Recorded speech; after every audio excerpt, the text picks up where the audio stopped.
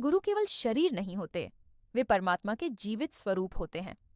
लेकिन साधक को यह समझना और अनुभव करना आसान नहीं होता।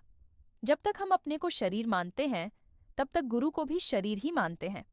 स्वामी अखंडानंद सरस्वती जी बताते हैं कि कैसे भावना, श्रद्धा और ध्यान से हम गुरु में ईश्वर बुद्धि विकसित कर सकते हैं और उनकी लीला को परमात्मा की लीला के रूप में देख सकते हैं। गुरु में ईश्वर बुद्धि करने का उपाय जानने और चाहने के बावजूद गुरु में पूर्ण ईश्वर बुद्धि क्यों नहीं होती? ये कैसे संभव हो सकती है?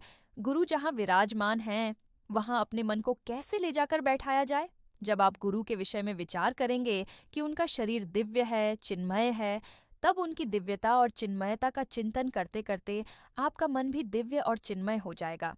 आप अपने शरीर को भूल जाएंगे और आपकी ध्यानाकृत समाधि हो जाएगी। तब आप देखेंगे कि गुरु तो साक्षात परमात्मा के स्वरूप में विराजमान है। उसी समय जितना जितना ज्ञान आपको अपने सूक्ष्म स्वरूप का होगा, उतना ही ज्ञान आपको परमात्मा और गुरु के सूक्ष्म स्वरूप का होगा।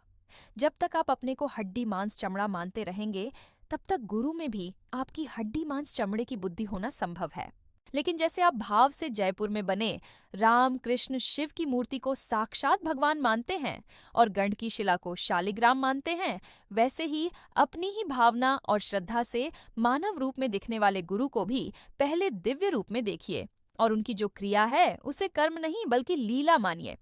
जितनी जितनी सूक्ष्मता आपके आत्मा में बढ़ेगी, उतना उतना ही गुरु का सूक्ष्म रूप आपको दिखेगा। झंडा गाड़ो जाए के हद बेहद के पार, हद बेहद के पार दूर जहां अनहद बाजे। हद बेहद के पार है हमारी चौकी, जो हद बेहद से पार है वही हमारी बैठने की जगह है। उपासना ग्रंथों में ऐसा वर्णन आता है कि प्रसाद को भोजन समझना अपराध है, मूर्ति को जड़ समझना अपराध है, गुरु को केवल मनुष्य समझना अपराध है।